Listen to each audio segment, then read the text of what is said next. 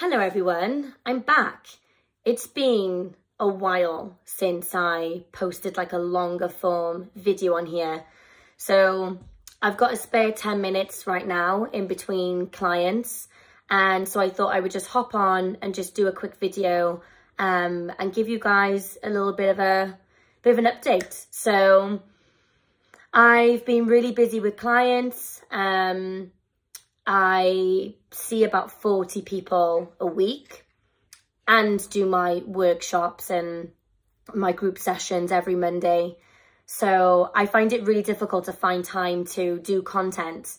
And then suddenly I'll look at my YouTube and I'll think, oh my God, I haven't posted anything on here for like 3 months.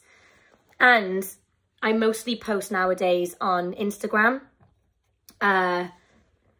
Just because it's easier and the videos are shorter.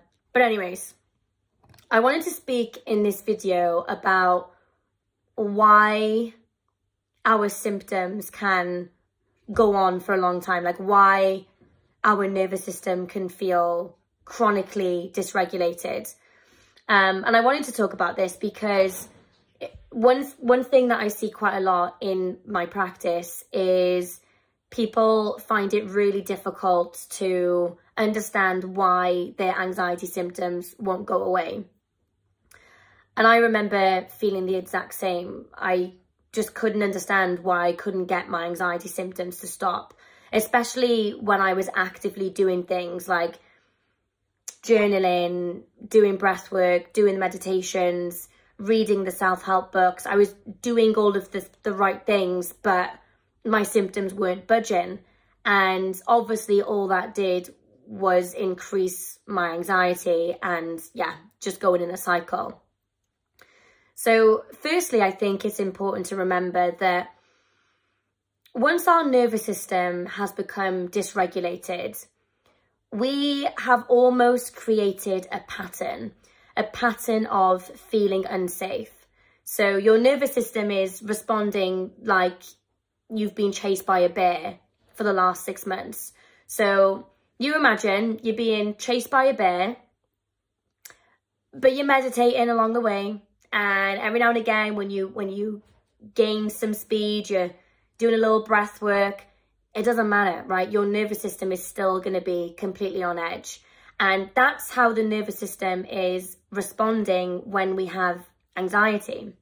Because quite often, if we replace the bear that's chasing you for Googling our symptoms, checking our pulse all the time, constantly seeking reassurance, those things are the bear. So whilst we're still engaging with those things, our nervous system is still switched on. I remember going to therapy years ago and I said to my therapist, Christine, I was like, I don't understand. I feel like I'm doing everything right. I'm doing the acupuncture. I'm reading the books. I'm going to bed early. I'm drinking the water. I'm going on the walk. And she said to me, are you still Googling your symptoms? And I smirked. I remember smirking because it hit me. I literally remember it. It hit me. And I was like, I'm still self-sabotaging. I am. I'm still self-sabotaging. And that's why my nervous system is still dysregulated, because I'm acting like there is something wrong. And so my nervous system doesn't have a chance to calm down because I am responding in a way that is telling my nervous system that there's danger, that there's something wrong. Every time I Google, every time I check the lymph node at the back of my ear, every time I look at my mole or I seek reassurance, I'm telling my nervous system that I feel unsafe. So it goes on and on and on and on. So I remember back then when I had that appointment, I remember saying to her, I was like, so I've almost got to like fake it till I make it, right? Because I said, well, I obviously don't feel safe right now. But if I start acting like I'm safe and doing what a safe person would do, then maybe I can get my nervous system to calm down. And that's exactly what I did. And that's when I came off the Facebook groups, deleted Reddit, deleted TikTok,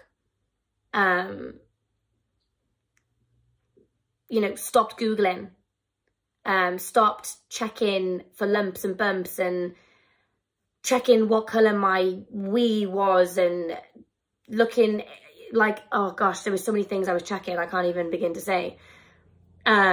Stopping all of the reassurance seeking and confronted the things that I was avoiding, like not exercising because I thought I was going to have a heart attack, only showering in the dark because I didn't want to see my body.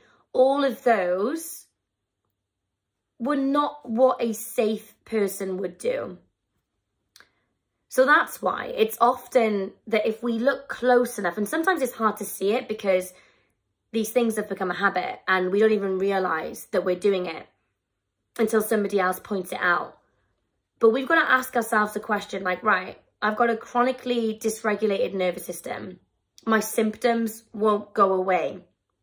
But am I doing anything? If I ask myself this honestly and I have a candid conversation with myself, am I doing anything to make my nervous system feel unsafe? And I can guarantee that like 99% of you watching this video will be able to find something. And I'm not saying that giving up these things is easy, by the way. I know that it's the hardest thing in the world and I found it incredibly difficult because then your brain is like, well, you're ignoring your symptoms and now you're going to die and you're going to miss something and it's going to be too late, and all of that cognitive chaos that we get with anxiety. But we've got to be prepared to take that risk and cut out all of that crap